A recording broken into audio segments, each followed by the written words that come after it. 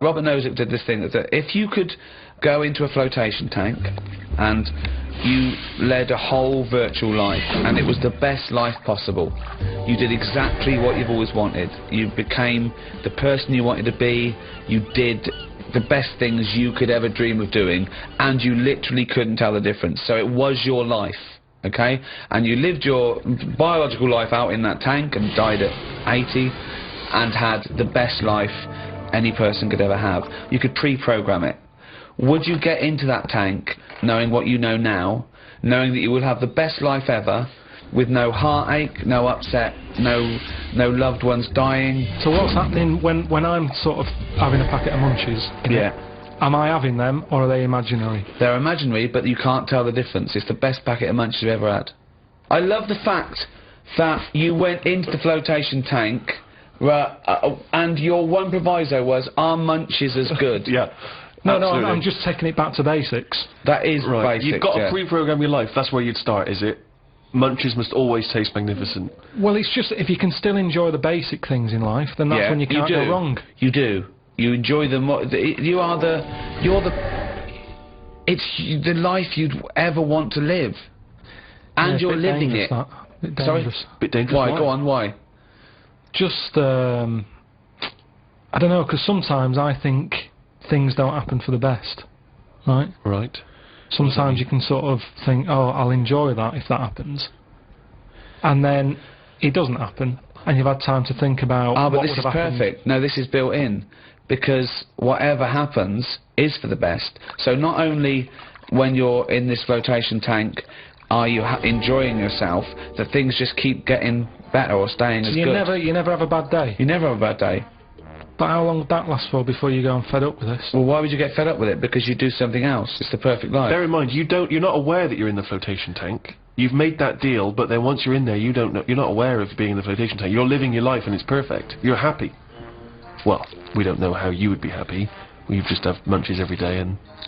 Well, yeah, you'd get in it then. You'd get in it. If you don't know you've got in this tank, if I somehow go to bed at night, someone injects me in the head, and then they go, right, stick him in the tank now, and then I wake up, packet of Munchies there, sun's out, Suzanne goes, oh, it's a nice day, we'll go and do something nice. And I go, you're meant to be at work. She goes, no, I don't have to go in today. Right. I go, alright, let's go out then. Now, what's interesting there is that within this scenario, I gave you any life, you could do anything, and you chose the exact life you've got now, except Suzanne's got a day off. Now, I both love that. Well, I was a bit suspicious, though, that she's just taking a day off. No way, it's not happening now. It's not happening, really happening. You can do anything you like. But I like the fact now you're even questioning it. You're not in the tank, and why has Suzanne got a day off, right? Now, I love that, because that suggests to me that you're a nice, happy, satisfied, whatever you want to do it, contented person who's got the perfect life. However, it's almost like you haven't fully understood the possibilities. For example, you wake up, there's the Munchies, sunny day, Suzanne's not at work, you go, why aren't you at work? She goes to you, hold on though, why are you flying? And you go, I just can. But you hadn't even thought that maybe you could fly or swim or hold your breath. You just go have some Munchies for breakfast. Hang on a minute, this is day one. Oh, okay. When you go on holiday, like I said before, you don't turn up and go, right, it's 1 o'clock, jet ski for half an hour, bungee jumping 40 minutes after that, let's have a nice roti, and, you know, try a little cocktail. And what do you do? What do you do when you arrive there? When you get there, the fella takes your case to the room. Right. You have that panic of, am I going to give him too much money? I don't know the currency well enough yet, I don't know how much More things information are. than we asked for. No. And the most mundane scenario I've ever heard. No, but this is what happens in real life. Okay, you're just telling us what happens when you go on holiday. What's your point? Okay. Because you don't want fun all in one go. You want to build to it, because that's sometimes part of it.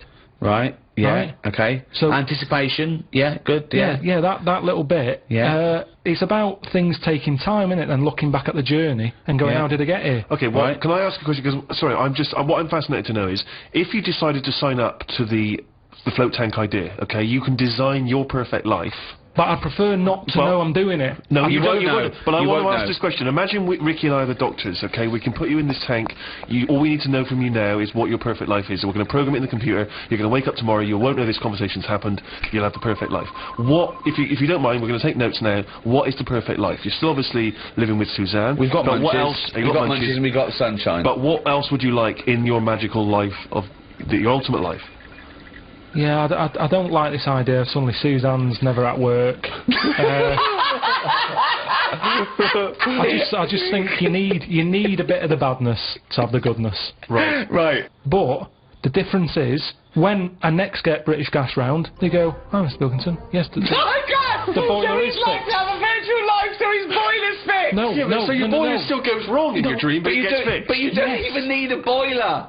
You could be the perfect temperature all the Live in the time. Caribbean anymore. I don't like the idea of too much change. I don't want that much of a change. But to you my life. won't realise, it won't feel like change. Yeah, but it's that old chestnut, isn't it? It's the thing of like, what's my problem then? You've got Right. the problem gene in your head.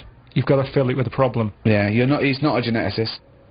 Got the problem hole in your head. No, it's Got not. a problem hole in your head. Shut up, Ricky. Let him say what he needs to say. He's got a problem hole in his head. He's got a problem hole in his head. It's called his mouth. Yes. Right, that is your problem hole. So, if someone comes up and they go, "I've fixed your boiler," Sorry, could I just ask No, let him speak. Let me ask one question, Steve. Is the problem hole different from the problem gene, or is that a new term for... No, you put things through the problem hole and they end up in the problem gene. You feed something in the problem hole. Is that right, Carl? It goes through the problem tube into the problem gene. Okay, so it's down the problem conduit. Okay, go on. Right. So it's better to have... You've got a problem hole in your head, right? Yeah. So you stuff in a problem into the problem hole. Okay, yeah, okay. now all the little problems can't get in because of the big problem.